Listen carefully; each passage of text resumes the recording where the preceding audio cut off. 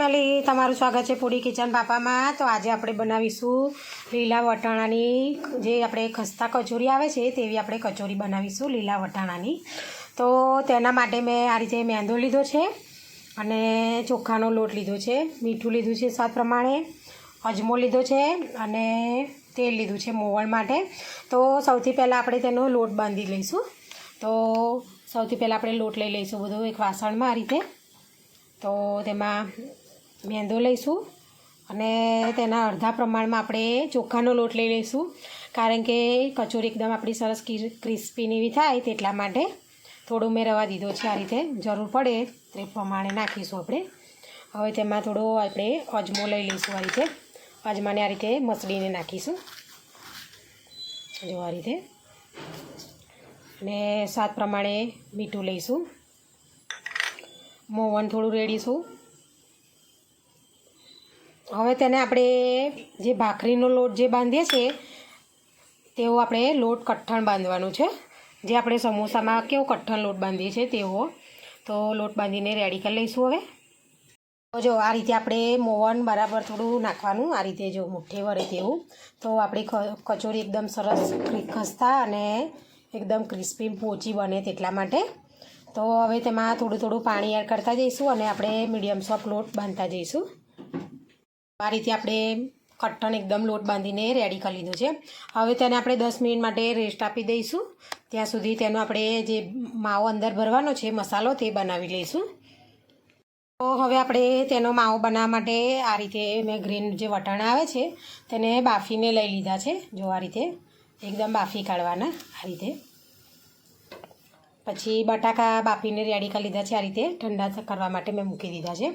લીલા ધાણા લીધા છે, ટેસ્ટ પ્રમાણે આપણે મીઠું લઈશું, જે કિચન કિંગ મસાલો જે આવે છે મેં તે લીધો છે, તમે ગરમ મસાલો કોઈ પણ યુઝ કરી શકો છો। હળદર લીધી છે થોડી, વરિયાળી, તલ, સ્વાદ પ્રમાણે આપણે ખાંડ નાખીશું ટેસ્ટને બેલેન્સ કરવા માટે, અને આદું અને મરચાં લીધા છે, મેં લસણ નથી યુઝ કર્યું એમાં, અને એક લીંબુ લીધું છે, તેનો રસ કાઢી લઈશું આપણે હવે। તો સૌથી પહેલાં આપણે વટાણાને ક્રશ કરવાના છે, જે હેન્ડ મિક્સર જે તમારી પાસે આદુ મરચાંનું આવે તેમાં આપણે ક્રશ કરી લઈશું તેને સૌથી પહેલાં। આ રીતેનું જે હેન્ડ મિક્સર હોય તેનાથી આ રીતે આપણે ક્રશ કરી લેવાના છે વટાણાને જો આ રીતે,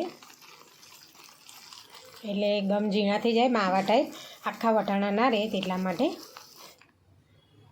આપણે વટાણા બધા ક્રશ કરી લીધા છે। હવે આપણે તેનો મસાલો કરી દઈશું। એ બટાકા ઠંડા થઈ ગયા તેને પણ આ રીતે હાથથી ક્રશ કરી નાખ્યા છે મેં, આ રીતે એકદમ ક્રશ કરી નાખવાના જુઓ। એમાં 1 ચમચી જેટલું તેલ લઈ લીધું છે, તેલ ગરમ થાય એટલે તેમાં આપણે તલને નાખી દઈશું વઘારમાં।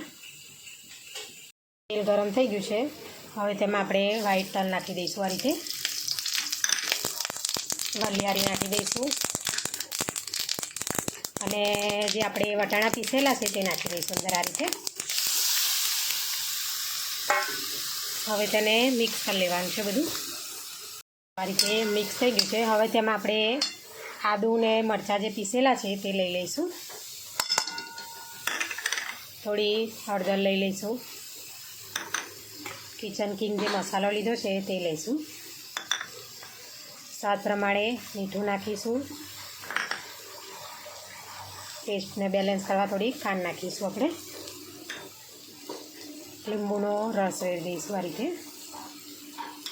હવે બધું મિક્સ કરી લઈશું ફરી, એકદમ મીડિયમ ગેસ ઉપર આપણે શેકી લેવાનું છે માવાને આ રીતે।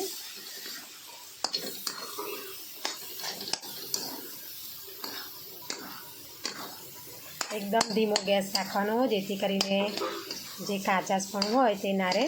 વટાણા તમે જો ડાયરેક્ટ તમે લીધા હોય ક્રશ કરવા માટે બાફ્યા વગરના તો વધારે થોડું શેકાવા દેવાનું, મેં બાફીને લીધેલા છે ઓલરેડી, એટલે હું તેને શેકવામાં મારે બહુ વાર નહીં લાગે તેને આ રીતે।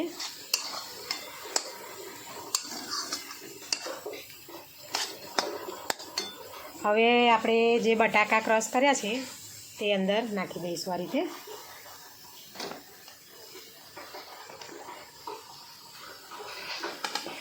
થોડા લીલા ધાણા નાખીશું,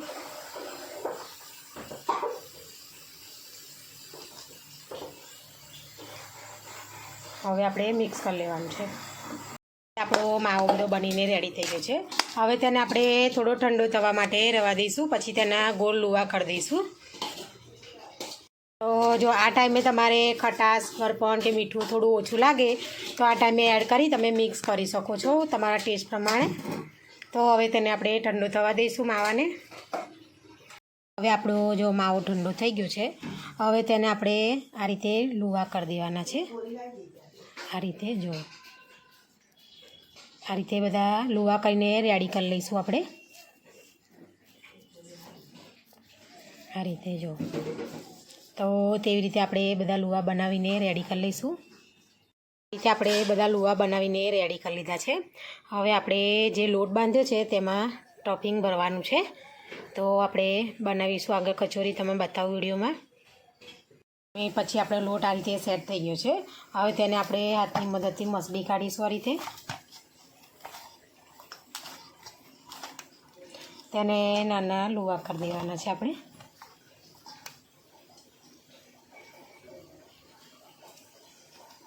આ રીતે જુઓ,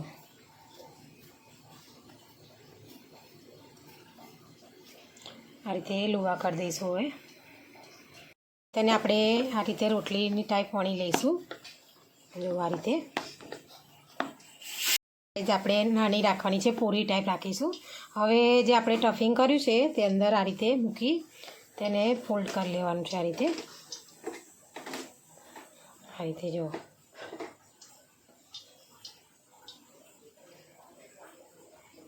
તેને આ રીતે પ્રેસ કરી દઈશું. હવે તેને આપણે વણવાની નથી, તેને આ રીતે હાથની મદદથી આપણે પ્રેસ કરી અને તેને આ રીતે દબાવી દેવાની છે. જો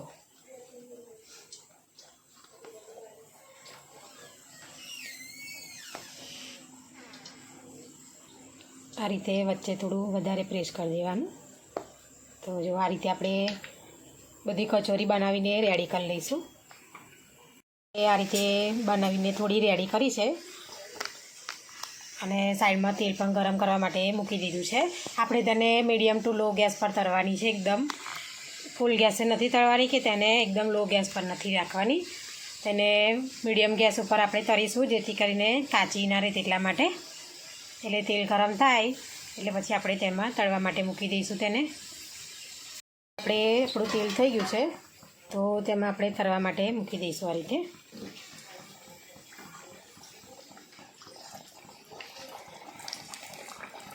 થોડી ગોલ્ડન બ્રાઉન રંગની થાય એટલે તેને આપણે પલટાવી દેવાની. તેને આ રીતે આપણે ઉપર તેલ રહેતું રહેવાનું. આ રીતે જુઓ, અને ગેસ આપણે એકદમ મીડિયમ ટુ લો રાખવાનો છે. જો આપણી કચોરી થોડી ફૂલી પણ ગઈ છે. આ રીતે જુઓ, તેને ગોલ્ડન બ્રાઉન રંગની થાય ત્યાં સુધી આપણે તેને તળી લઈશું. હવે આ રીતે ગોલ્ડન બ્રાઉન રંગની બંને સાઈડે થઈ ગઈ છે મીડિયમ ગેસ પર. હવે તેને આપણે કાઢી લઈશું બહાર. આ રીતે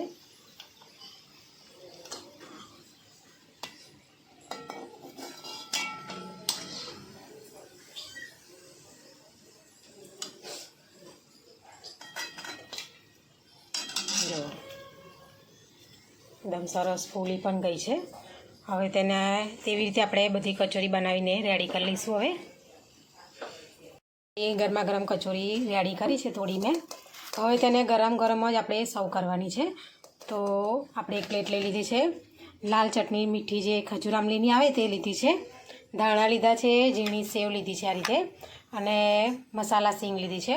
આમાં તમે ગ્રીન ચટણી પણ લઈ શકો છો, ચાટ મસાલો પણ ઉપરથી એડ કરી શકો છો. ડુંગળીને ટામેટાં તમારે નાખવા હોય તો પણ તમે લઈ શકો છો. તો આપણે કચોરી આ રીતે પ્લેટમાં લઈ લઈશું બધી. આ રીતે આપણે કચોરીને તોડી લઈશું.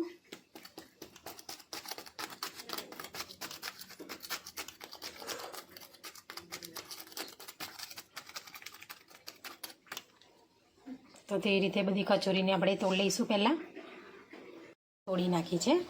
હવે એના ઉપર આપણે આ રીતે જે ખજૂર આમલીની ચટણી લીધી છે તે નાખીશું. આ રીતે ઝીણી સેવ નાખીશું, મસાલા સિંગ નાખીશું આ રીતે, અને લીલા ધાણા નાખીશું. તો તેવી રીતે હવે આપણે બધી કચોરી બનાવીને રેડી કરી લઈશું. આ રીતે બધી કચોરી ભરીને રેડી કરી લીધી છે. તો અમારી વિડીયો તમને કેવી લાગી એ કોમેન્ટ કરીને જરૂરથી જણાવજો. અમારી વિડીયો જો તમને પસંદ આવી હોય તો લાઇક શેર સબસ્ક્રાઈબ કરવાનું ભૂલતા નહીં. Thanks for watching.